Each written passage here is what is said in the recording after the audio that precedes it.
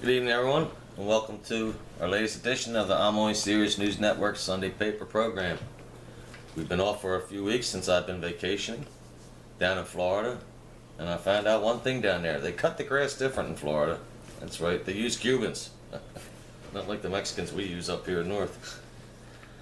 But in the news this week, 19 and counting, felonies that is. Pedophile speaks for the House of Representatives. The heat wave in India is a killer of the nose. And a Yellowstone alert, 2,000-pound bison are dangerous, folks. Yes, they are. And in sports, we have a new Triple Crown winner. Yeah, which means that horse is going to live the life of luxury, banging other horses. These stories and more tonight with our host, John Smarmy, with his Brown Eye on the World, John Rice with his Gamers Update, and Darren Martinez with his Movie Views and Reviews. These stories and more tonight on the I'm Only Serious News Network Sunday paper program. It's the I'm Only Serious News Network with Dan Mahan, John Smarmy, John Rice, and Darren Martinez.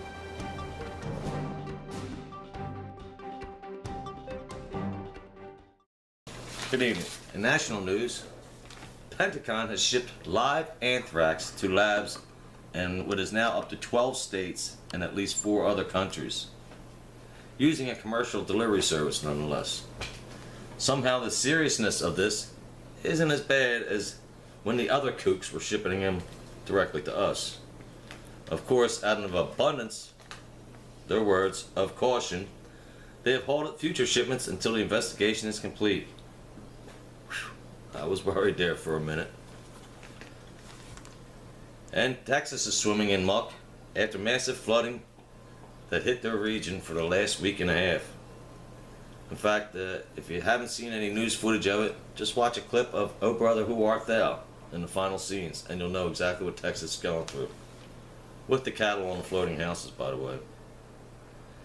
Congress recently had to come back early from their vacation to try and settle the controversial Patriot Act, which had expired at the beginning of June. They got all members back in town for a late Sunday night session. Of course, it didn't help them much. Their main opponent wasn't to save the NSA's collection of our phone data, because it was something that Congress didn't know about this time 2 or 3 years back, until Ed Snowden, who was a contractor for the NSA, told us about it. Now all of a sudden they need it. Yeah, we can't go without it, they say. Well, the only good thing to come out of this is that Republicans and Democrats have learned to work together, because members from each party have vowed to get this bill passed. And they eventually have passed a bill that was a little watered down, which doesn't allow the NSA to hold our phone records anymore. Yeah, maybe next time, guys, you'll get together on something that really helps us, like getting good jobs with benefits for us fucking Americans. Cracker, please. And speaking of the Congress, former Speaker of the House, Dennis Hastert, is under indictment for using hush money to keep people in a shut the fuck up stage about his pedophilic ways. Prior to being a politician, he was a history teacher and a wrestling coach in Chicago High School, where he taught some students moves that are no longer used in wrestling, such as the crotch grip, yes, and the two-finger honey hole grab. That's another one they don't use in wrestling anymore. Or his favorite, penis in the mouth for 3-second count maneuver. Yeah, that one is also no good. Of course, being a Republican, he's against same-sex marriage and gay rights overall. But gay rape? Now that's okay by him. Cracker, please. Also, former Rhode Island Governor Lincoln Chafee has entered the race as a Democratic presidential nominee. His platform includes calling for the U.S. to switch to the metric system. Yeah, okay. Take an open-minded approach to drug trafficking. Yeah, as in collecting taxes is basically what he's saying. And negotiate with ISIS extremists. Yeah, he's got a real shot at getting that nomination.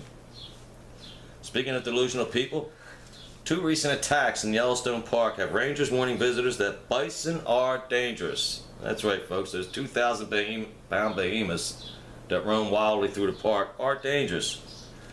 This warning comes after two people were gored by bison while trying to take a selfie. Although both survived, calls are being made to shoot and kill them before they harm others. The people, that is, not the bison. Just the two jackwipes who tried taking selfies with them. And in North Carolina, authorities have arrested two Santas for having child porn on their computers. Further investigation showed that there were early signs of problems when kids said Santa told them what he wanted when they sat on his lap. Yeah, that was one of the so-called red flags there. And the parents of the hit TV reality show 19 and Counting finally confessed that the 19 weren't the number of children, but the number of felony counts against their one elder son who was molesting some of the younger kids in the family. Yeah, the Duggar parents, whose name is Jim Bob, as the father. Tells you all you need to know, isn't it? Cracker, please. And Michelle Duggar. Yeah, of course, the wife Michelle has said that the recent news media coverage has harmed the children more than anything her son could have done. Yeah, I bet. No doubt. And in some international news, the Vatican, speaking of sexual orientation, has yet to approve France's ambassador to it, Laurent Stefani, due to his openly gay lifestyle. The problem with his approval seems to be no record of abusing young boys. You know, they're going to pass right through. Cracker, please. And India has called for a travel ban to their country during a deadly heat wave. Over 2,000 Indians have died. Dot, not the feather type. Not because they worry about travelers succumbing to the heat, but because the country, already known for its foul odor, is now, well, too much to take.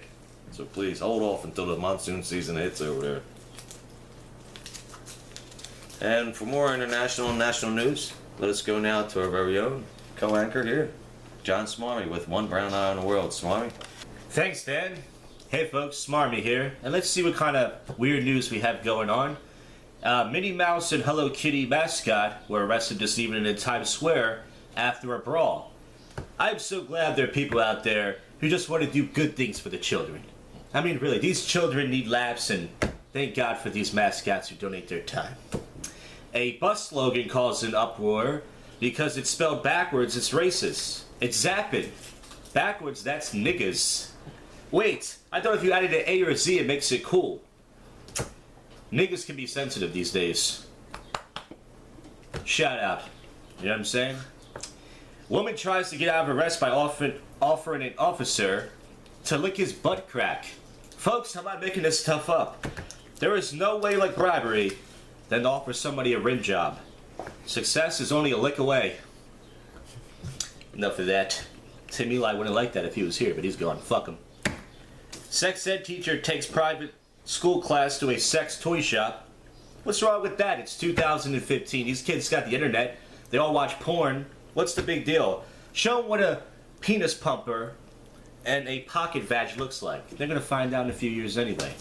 Who needs parents? We got the internet, folks. And finally, a thief's red boxers gets him busted. A witness spotted him and snapped a pic of the suspect's red boxers, which leads to arrest.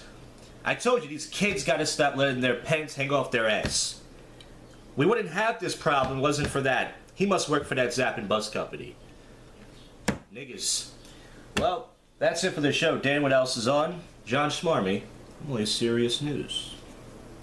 Thank you, Smarmy. And I believe that offer to the cop was called a tossed salad. As the saying goes, is what they call that.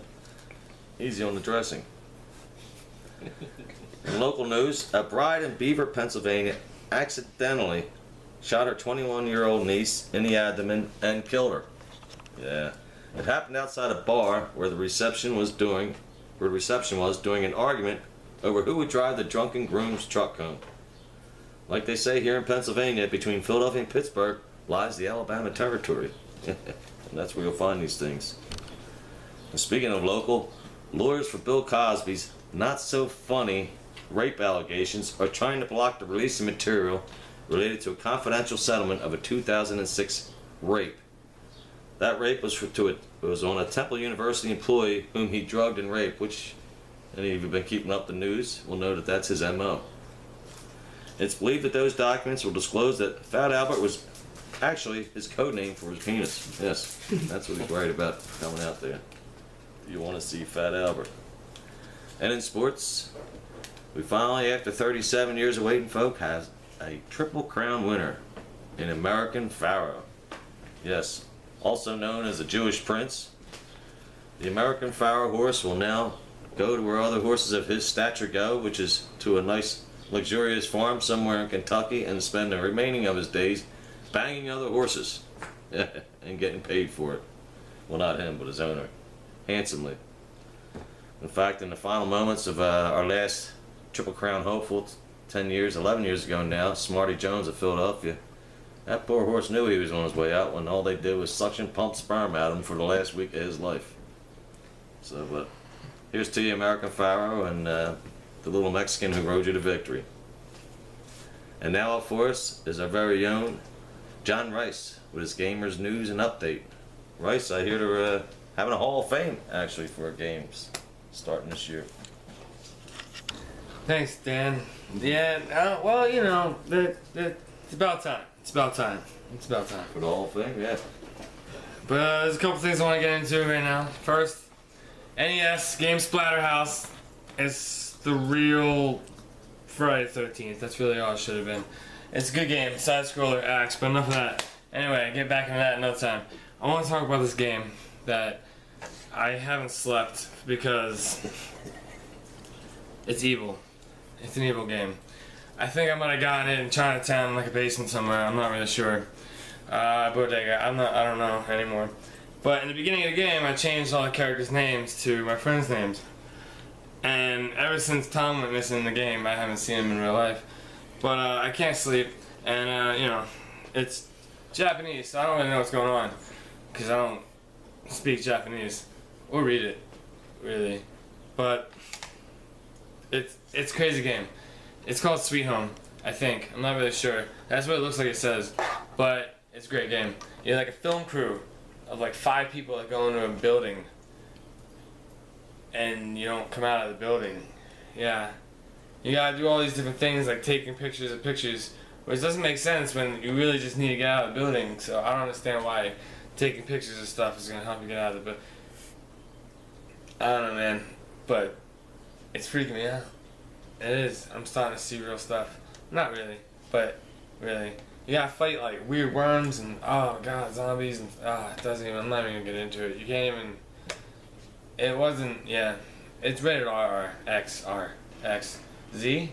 Which one's the worst one? Well, Z's pretty much probably the end of it. It would probably be Z, right? I would think It's so. covered in red with a big Z on it. Yeah, it's rated Z. What are you fighting with? You got guns? No, you have a lighter Look at that. and a camera. Hmm. That's pretty much it. You find a key at some point, but my guy with the key's missing, actually. So I don't know what the key is.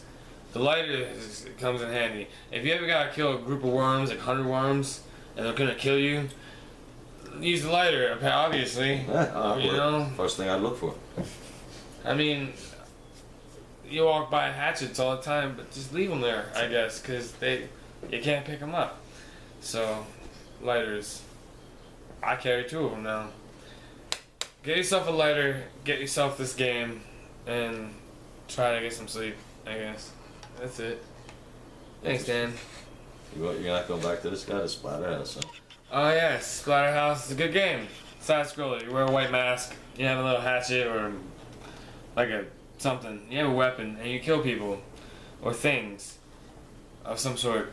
Same Yeah. thing, you're in a building with that one too, I guess, right? Well, you're building outside. You know, all sorts of places with this one. And it's what Friday the 13th should have been, but wasn't. And it's called Splatterhouse. Cool. Yeah. Thanks, Dan. Thank you, Rice. And do get yourself some sleep. And wipe the slobber up off the counter. Thank you. Appreciate that. Well, next up for us is our Movie Minute with our very own Darren Martinez. Darren, what you got cooking this week? Yes, Dan. Welcome back Thank from you. Florida. Good to have you back. I went and saw Insidious Chapter 3 today. Chapter 3 already. Did you see the other two? I saw the first one. I didn't see Well, it. they're all pretty much the same film. They all do the same stuff. It's a lot of like pop scares. There's a lot of just cliches. Pretty much it's very predictable. You know exactly what's going to happen. But it's fun. You know, there's some weird stuff in there that's, you know, it's fun. Spiritual, demonic, ghosts, stuff like that. It was cool. And I'm glad you're back, Dan. The movie I can't wait for next week is Jurassic Park 4. Jurassic World. Looks really good. Is it the same director, you know, doing that? No, it's just Colin Trevorrow. I don't know who he is, but let's give it a shot. That's it. My movie minute. Back over to you, Dan. All right. Thank you, Darren. Thank you all for watching this episode of I'm Only Serious News Network Sunday paper program. Remember to tune in again next week when we'll be back, and by all means, leave your comments on the website when you watch it. Thank you and have a good night.